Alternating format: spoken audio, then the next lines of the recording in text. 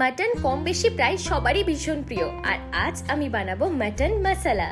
এটা বানানোর জন্য সমস্ত উপকরণগুলো কিন্তু আমি আগে থেকে সাজিয়ে রেখেছি। এইবার চলো প্রথমে কিন্তু এই আদা রসুন শুকনো লঙ্কার একটা পেস্ট করে নিব সামান্য পরিমাণ জল দিয়ে, আর তারপর আমরা টমেটোগুলোকেও কিন্তু পেস্ট করে নেব। আজকে যে পদ্ধতিতে আমি মাটন মশলা বানাবো সেটা খুব ইজি, তোমরা খুব সহজেই এই রেসিপিটি বাড়িতে বানিয়ে নিতে পারবে। আর এই রেসিপিটি কিন্তু ছোট থেকে বড় সবারই ভীষণ ভালো লাগবে। ওই দেখো গল্প করতে করতে আদা রসুন আর টমেটোর কিন্তু পেস্ট হয়ে গেছে। এইবার আমরা কড়াইতে দিয়ে দেব সর্ষের তেল। তোমরা চাইলে এখানে সাদা তেলের ব্যবহারও করতে পারো। এইবার দেখো কড়াইতে তেল গরম হয়ে গেলে এর মধ্যে প্রথমে আমরা আলুগুলো দিয়ে ভেজে নেব। আর তোমাদের একটা কথা বলি, আদা রসুন শুকনো লঙ্কায় পেস্ট করার সময় আমি কিন্তু একটু পেঁয়াজও দিয়ে দিয়েছিলাম, একসাথে পেস্ট হয়ে গেছিল। তারপর দেখো এখানে আলুগুলো মোটামুটি হালকা ফ্রাই করে নেওয়ার পর আমরা কিন্তু এটাকে তুলে আলাদা করে রেখে দেবো। এরপর ওই কড়াইতেই তেলের মধ্যে দিয়ে দেবো দুটো শুকনো লঙ্কা, এলাচ, লবঙ্গ, দারচিনি। তারপর ভালো মতন এই ফোড়নটাকে নাড়াচাড়া করব। যখন ফোড়ন থেকে মিষ্টি গন্ধ বেরিয়ে আসবে তখন আমরা এর মধ্যে দিয়ে দেবো পেঁয়াজের টুকরোগুলো। এরপর পেঁয়াজটাকে কিন্তু আমরা হালকা বাদামি করে ভেজে নেব।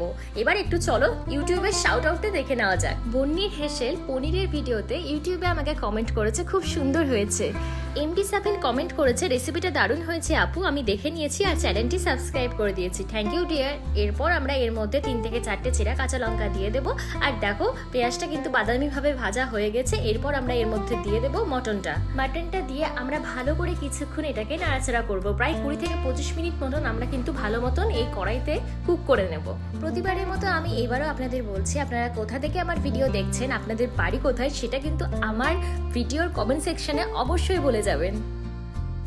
এখানে মাটনটা 20 থেকে 25 মিনিট মতন ভালো করে নাড়াচাড়া করে নেওয়ার পর কিন্তু এটা হালকা মতন সেদ্ধ হয়ে এসেছে। এরপরে আমরা এর মধ্যে দিয়ে দেব আগে থেকে পেস্ট করে রাখা আদা রসুন শুকনো লঙ্কা। মাটন রান্না করা কিন্তু এমনিতেই খুব ইজি।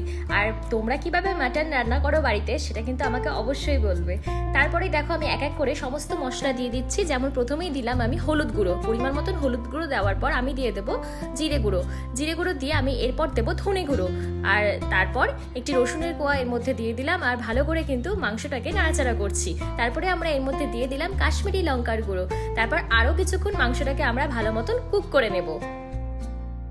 এখানে আপনাদের বলে রাখি, আপনারা কিন্তু মাংসটা কুক করার সময় অবশ্যই কিন্তু গ্যাসের ফ্লেমটাকে মিডিয়ামে রাখবেন। মিডিয়ামে রেখেই এই মাংসটাকে কিন্তু আমরা ক্রমাগত নাড়তে থাকবো। নাড়াচাড়া করতে করতে আমরা কিন্তু এইভাবে মাংসটাকে ভালো মতন কুক করে নেব। এখানে আপনারা দেখতেই পাচ্ছেন মশলাটা কিন্তু খুব ভালো মতন কষিয়ে নেওয়া হয়ে গেছে।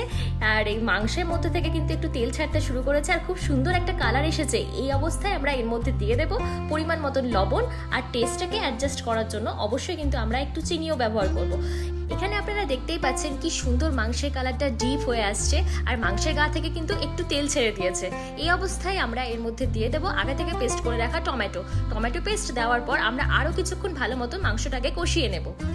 এবার বন্ধুরা চলো ফেসবুকের শাউট আউটটা একটু দেখে নেওয়া যাক। ফেসবুক থেকে মৌ ঘোষ আলু কাবলির ভিডিওতে আমাকে কমেন্ট করেছে, so sweet, thank you. Shilpi Acharya comment করেছে yummy, thank you so much. Shahanur Alam Talukdar comment করেছে yummy. And Shahid Ahmed Rubel comment করেছে খুব সুন্দর হয়েছে, থ্যাংক ইউ এভরিওয়ান। আমাকে এতটা সাপোর্ট করার জন্য ফেসবুক অ্যান্ড ইউটিউবে আপনারা এভাবেই আমার পাশে থাকুন, তাহলে আমি বহুদূর এগিয়ে যেতে পারবো। আর অবশ্যই আপনাদের সাথে নতুন নতুন রান্নার রেসিপি শেয়ার করব। এরপর দেখো বন্ধুরা আমরা মাটনের মধ্যে দিয়ে দিলাম ভেজে রাখা আলুগুলো।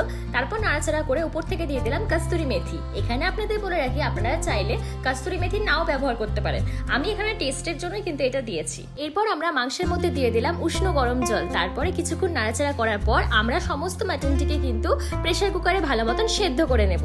এটা তো গেল কড়াইতে মাটন রান্না করা, কিন্তু আমার ইচ্ছে আছে তোমাদের সাথে আমি একদিন মাটির হাঁড়িতে মাটন রান্না করে দেখাবো। এরপর দেখো উপর থেকে ছড়িয়ে দিলাম কাঁচা সর্ষের তেল। তারপরে এই পুরো উপকরণটিকে আমরা প্রেসার কুকারে দিয়ে দিলাম। আর প্রেসার কুকারে দেওয়ার পর এই 5 থেকে 6টা সিটি পড়া পর্যন্ত অপেক্ষা করে আমরা কিন্তু এই সুন্দর রেসিপিটি পরিবেশন করব। গরম ভাতের সাথে এই দুর্দান্ত স্বাদের মাটন মশলা রেসিপিটি কিন্তু একদম জমে যাবে।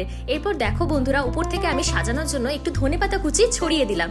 তোমরা যারা ফেসবুক মৌসাহা থেকে এই মাটন মশলার রেসিপিটি দেখছো তারা কিন্তু অবশ্যই আমাকে জানাবে যে তোমাদের বাড়িটা কোথায়। আর ইউটিউব থেকে যারা দেখছো তাদেরকেও বলবো যে তারা কমেন্ট সেকশনে অবশ্যই তাদের মতামত জানাতে একদম ভুলবে না। নেক্সট তোমরা কোন রান্নার রেসিপি দেখতে চাইছো সেটাও কিন্তু আমাকে বলবে। আর এই মাটন মশলার রেসিপিটি তোমাদের কেমন লাগলো শিগগিরই আমাকে জানাও। ভিডিওটি তোমরা ফেসবুক অথবা ইউটিউব যেখান থেকেই দেখে থাকো না কেন, যদি তোমাদের ভিডিওটি ভালো লেগে থাকে তাহলে কিন্তু চ্যানেলটিকে সাবস্ক্রাইব করবে নতুন নতুন আরো রান্নার রেসিপি পাওয়ার জন্য। এবার একটু টেস্ট করে দেখি মাটন মশলা আমি কেমন বানিয়েছি। সত্যি এটা কিন্তু দুর্দান্ত হয়েছে। এই রেসিপিটি যতক্ষণ না পর্যন্ত তোমরা বাড়িতে প্র্যাকটিক্যালি ট্রাই করছো এর স্বাদ কিন্তু তোমরা বুঝতে পারবে না। সো আজকের মতন এখানেই শেষ। দেখা হচ্ছে নেক্সট ভিডিওতে নতুন একটা রান্নার রেসিপি নিয়ে। টাটা বন্ধুরা।